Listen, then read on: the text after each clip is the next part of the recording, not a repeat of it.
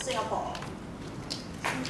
Deric, welcome Deric.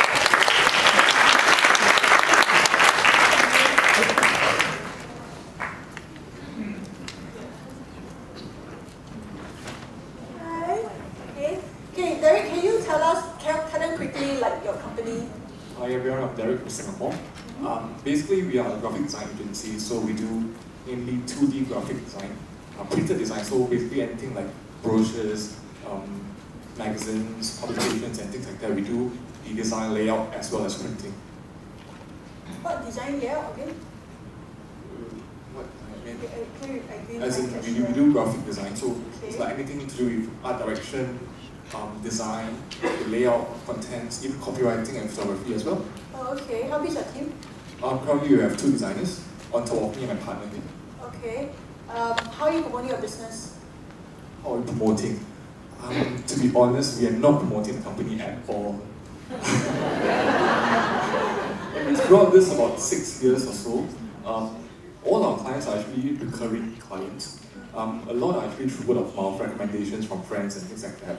So we don't really actively promote our clients or seek out new clients. That's why we are here. Because we thought going online to seek new clients. After 6 years, you decided to.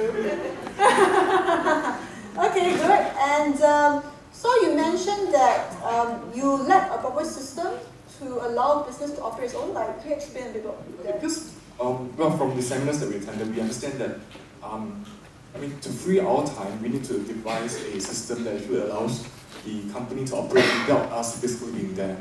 But at this point of time, very much of the work that we do requires both me and my partner to be around. Because I think one factor is that when it comes to design, it's very subjective.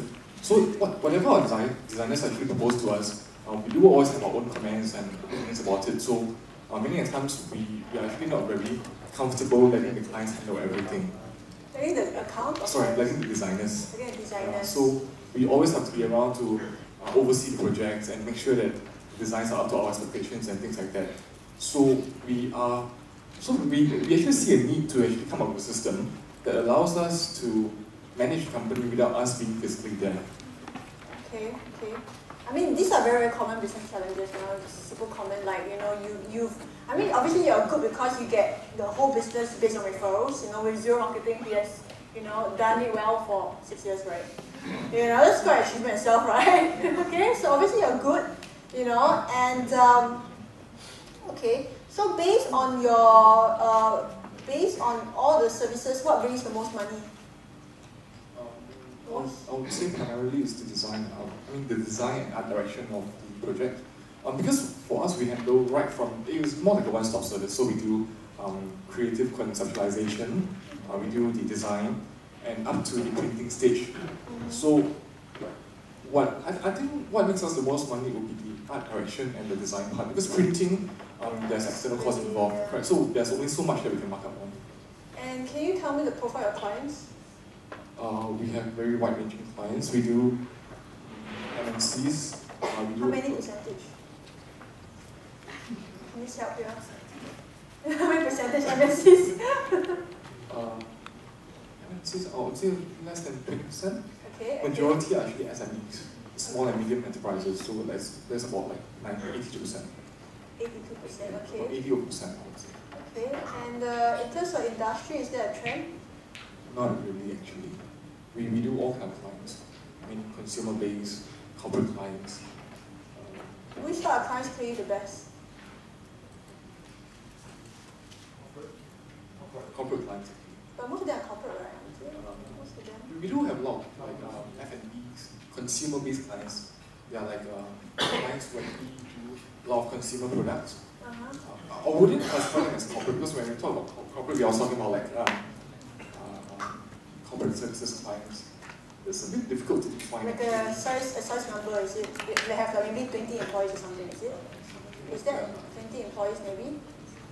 Okay.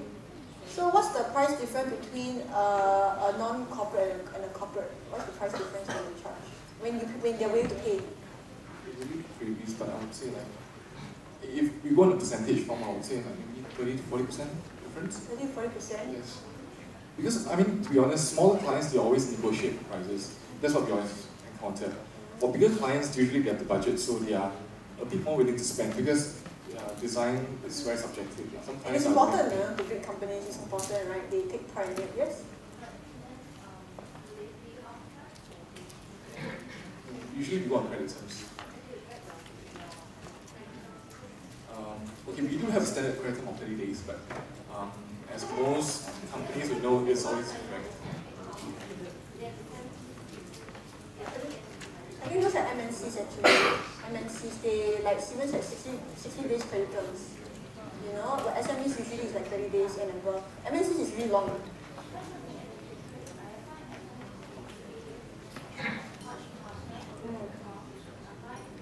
MNCs, yeah. Yeah, he's talking about SMEs. Okay, good. So you all have a clear picture? Clear picture about it. Okay. So what's the first problem? The first problem. No marketing, right? That's the obvious one, right? Okay. So the thing is, okay. So the first thing, no marketing. But when you do marketing, what must you get clear of? Your target market, right? Who are you going after? Corporate, what's the best way to get to them? Offline, okay? So what's happening is you don't anyhow market, right? And then you anyhow, attract the solopreneurs to negotiate for the rest of your life, right? What you do is you go purposely after a specific market. Clear? Okay, you know who pays you well. And some clients you want to find them anyway, right?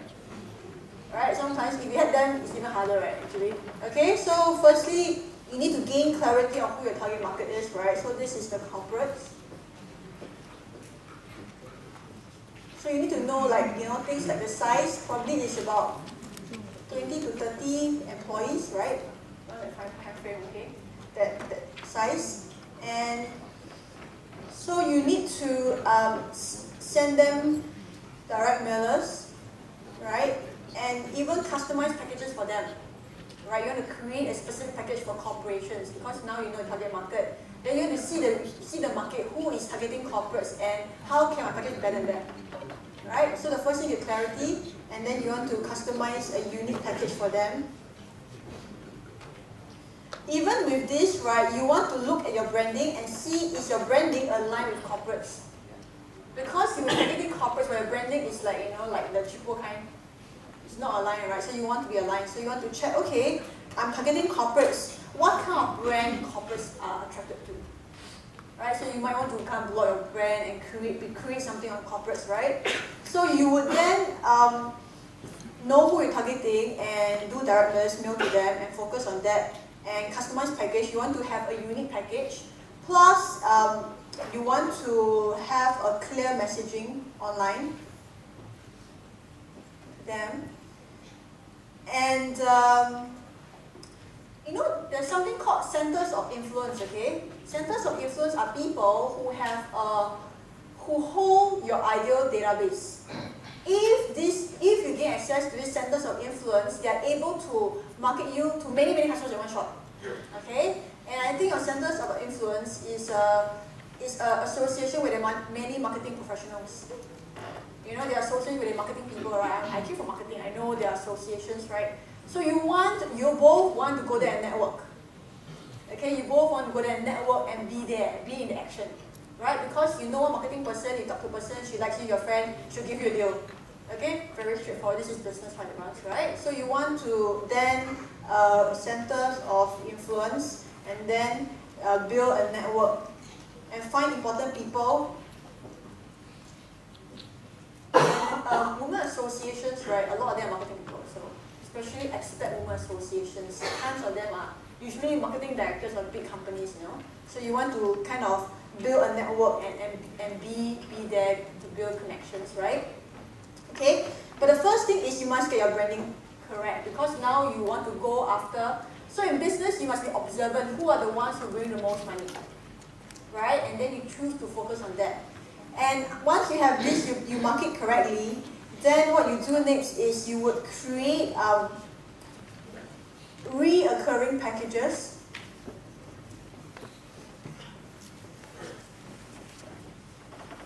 for your clients, okay? Because for corporations, do they market constantly? Do they? They do, right? I mean, they have plans that are like a year or 2 years, right?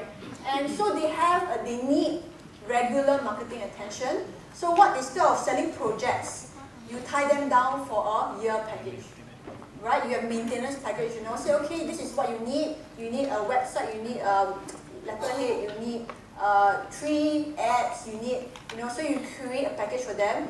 And you usually create 3 tiers, because when you have tiers, people go from yes, no, they go to maybe this one, maybe this one, maybe this one, right? So now they have options, okay?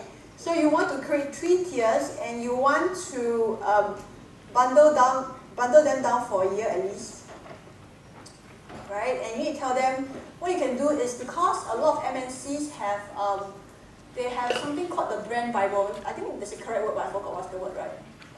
Where every marketing person follows the same guideline, okay? So you can tell that corporates, saying that, I work with MNCs, they have a brand Bible, I can help you create one, and I help you create one, right?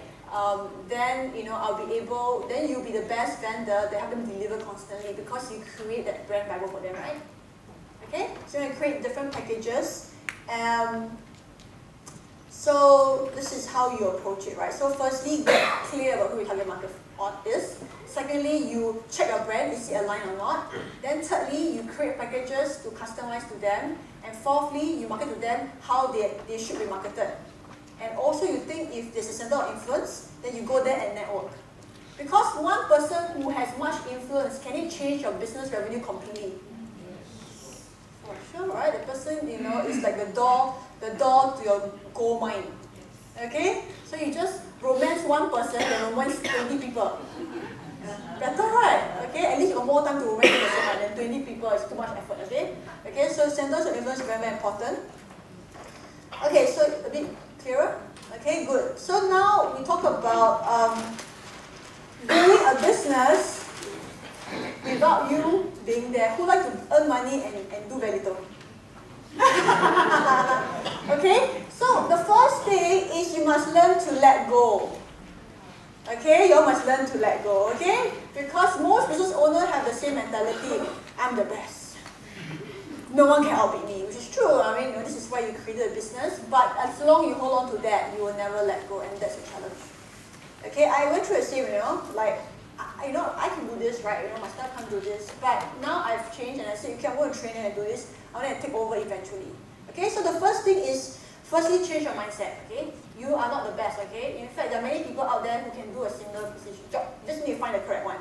Okay, so next thing is you need to plan an org chart, your ideal organization chart. Who are the people you need in your company?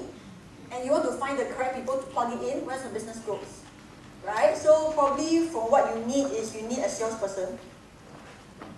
Right? And you need a creative director.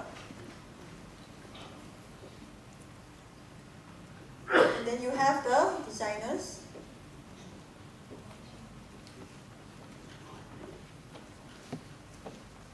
And the printer. And you also need admin for sure.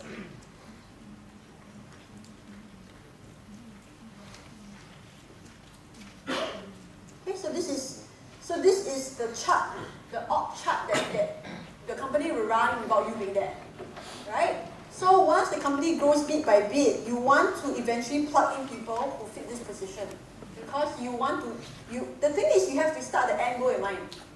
Where I want to be, what I want to be doing. So you have the end goal, and so you're thinking, I just started my thing or chart already. Okay, you must admit it's where you want to be, right? So then you say, okay, now I have designers, right? 2 designers. So once the business grows, like Mabel says, right, then you hire someone to take over the operations, to take over something. Yeah? Okay? So you need to hire a salesperson, someone who's good in sales, and who can manage the accounts. And you also need a creative director, okay? Because probably designers, maybe they're not enough experience to initiate the direction. You want someone who's able to kind of push it without you being there to kind of oversee all the time, okay? But the first thing is you need to earn more money, right? You need to double or triple it, and then you can hire people to fit in the organization chart. And when you have this, what you must have is, you must have, I mean, when you have a business, do you need to be able to, you must have an overview, correct? Of what is going on, because, you know, having a company is like a child, right? Right, and the child, you can't expect the child to run by itself, right? So you want to have daily reports on what's going on, right? So that you know what's going on, and essentially, you know, I think what your role is to close deals. You know, as business owners, your main role is to close deals. You're a deal maker. That's all. Okay, deal maker and marketing, nothing else. Okay, the rest you don't care. The rest somebody else run. That's all, because you're here to make more money, right? Not to run the operations. Okay, so you could be the one, you know, doing networking, you know, finding centers of influence and overseeing what's going on, right? And plus, you must start creating process maps. You know, what step 1, step 2, step 3, right? What's the communication flow? I close the deal, who emails what, you know, and what contract what goes out. Plus, what's the pricing standard, you know? So there should be processes in the company. And with this, then the staff that comes in, they are able to follow the process map without you being there, right?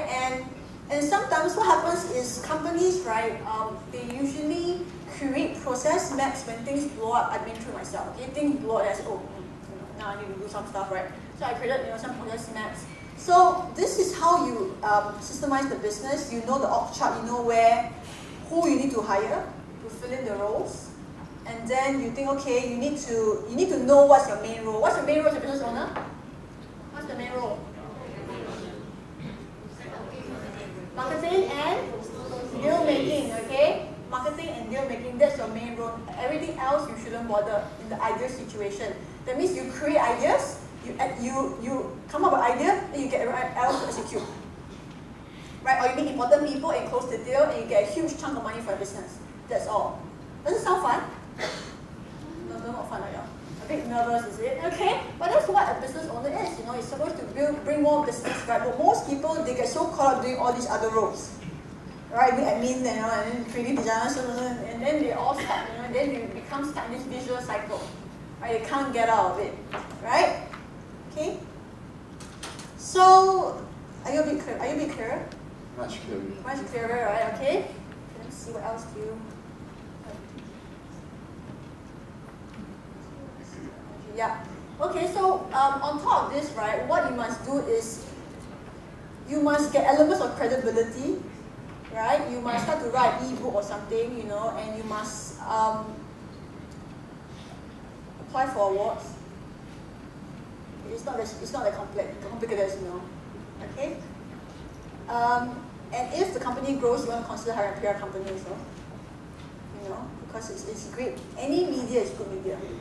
You know, then you'll be different because your goal is to eliminate resistance. When people see your company, you want minimal resistance because they really know who you are. They really want to buy into you, right? That's your eventual goal. So you want to have a company where there's so much awareness that the sales is easy. So you have to be the expert, not the salesperson. Recognize that, right? So what does the expert has? Books. What else? But knowledge is, you cannot see, right? Intangible. What else? Social proof. Facebook, get your clients to share, or you take a picture of them and you create a picture, you know. Yeah. What else? Media coverage, yes. Awards, right? You get someone established to endorse you, right? I know one of my inner circle members, her entire business got started because she did a free project for a very established company. Now she runs a 100 employees company within 9 years' time. Okay, so she did what sometimes you want to get, they call this the token client. You know, the client that, you know, doesn't matter if they don't pay money. But as long as you got them on your company profile, right, you know, it makes you look good. Right? So sometimes, and all these are strategies, right, marketing or business. Okay? Can we give Deric a round of applause?